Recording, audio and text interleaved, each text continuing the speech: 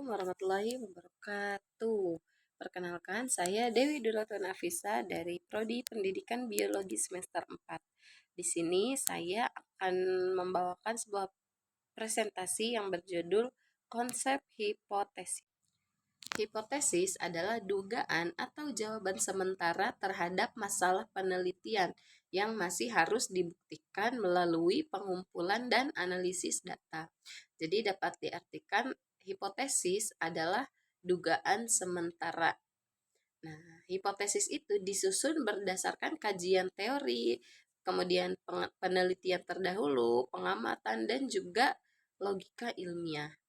Nah, hipotesis itu bukan sekedar sebuah tebakan, tetapi pernyataan ilmiah yang dapat diuji. Tujuan dari hipotesis yaitu dapat memberikan arah penelitian, kemudian menentukan data yang perlu dikumpulkan, membantu memilih metode analisis, dan menjadi dasar pengambilan sebuah keputusan dan menghubungkan teori dengan fakta di lapangan. Nah, hipotesis itu dapat dibedakan jenisnya menjadi dua, yaitu hipotesis nol dan juga hipotesis alternatif. Nah, untuk hipotesis nol itu dia tidak ada hubungan atau pengaruh atau perbedaan. Nah, contohnya itu tidak terdapat pengaruh media pembelajaran digital terhadap hasil belajar. Nah, jadi kalau hipotesis nol itu dia tidak ada pengaruhnya, tidak ada pengaruh atau tidak ada hubungannya. Nah, di sini kita akan mengambil judul penelitian pengaruh penggunaan media pembelajaran interaktif terhadap hasil belajar pelajaran biologi. Nah, variabel X-nya yaitu media pembelajaran interaktif dan variabel Y-nya adalah hasil belajarnya. Nah, hipotesis nolnya itu dia tidak terdapat pengaruh.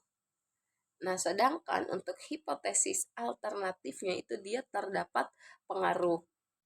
Nah, jadi pengaruh penggunaan media pembelajaran interaktif itu jika hipotesis nolnya itu dia tidak terdapat pengaruh sebuah pembelajaran interaktif terhadap hasil belajar mata pelajaran biologi. Nah, jikalau hipotesis alternatif itu dia terdapat pengaruh terhadap terhadap hasil belajar pelajaran biologi tersebut.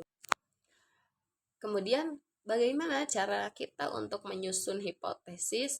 Yang pertama, kita harus menentukan masalah penelitiannya dulu. Jadi kita harus tentuin dulu apa permasalahan yang ada di penelitian kita itu.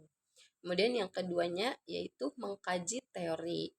Kemudian menentukan variabel X atau variabel Y-nya. Kemudian menentukan hubungan antara variabel X dengan variabel Y, dan menyusun dugaan sementara dan menuliskan hipotesis yang jelas dan dapat diuji. Nah, ciri-ciri hipotesis yang baik itu yang bagaimana, yaitu hipotesis yang jelas dan spesifik, kemudian dapat diuji secara empiris berdasarkan teori, dan mengandung hubungan antar variabel logis dan rasional, dan juga dapat diterima atau ditolak berdasarkan hasil penelitian ya. Jadi ciri hipotesis yang baik itu dia jelas, kemudian dapat diuji berdasarkan teori, tidak asal-asalan, logis, rasional, dan juga dapat diterima ataupun ditolak berdasarkan hasil penelitiannya, karena hipotesis itu adalah dugaan sementara. Nah, sedangkan jenis hipotesis berdasarkan bentuk itu ada 3. Yang pertama hipotesis deskriptif, hipotesis komparatif, dan hipotesis asosiatif. Hipotesis deskriptif itu dia untuk menggambarkan kondisi suatu variabel. Contohnya misalkan rata-rata nilai biologi siswa di atas 80. Nah, kemudian hipotesis komparatif itu dia membandingkan dua kelompok. Misalkan kelompok A dengan kelompok B, itu dibandingkan. Dan hipotesis asosiatif itu menyatakan hubungan antar variabel X dengan variabel Y. Nah, Kesalahan yang sering terjadi. Kesalahan yang terjadi dalam hipotesis itu ada hipotesis terlalu umum atau dugaan sementaranya itu terlalu umum.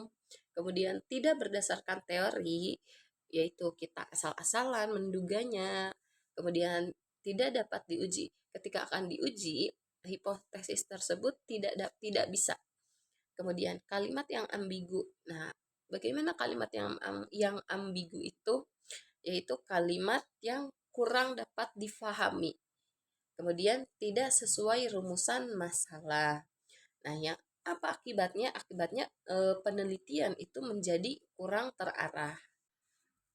Nah, sebagai kesimpulan itu hipotesis adalah jawaban sementara yang harus diuji atau yang harus dikaji lagi. Kemudian hipotesis itu menjadi pedoman penelitian dan juga hipotesis itu harus logis, jelas dan dapat diuji. Mungkin cukup sekian dari saya, kurang dan lebihnya mohon maaf. Wassalamualaikum warahmatullahi wabarakatuh.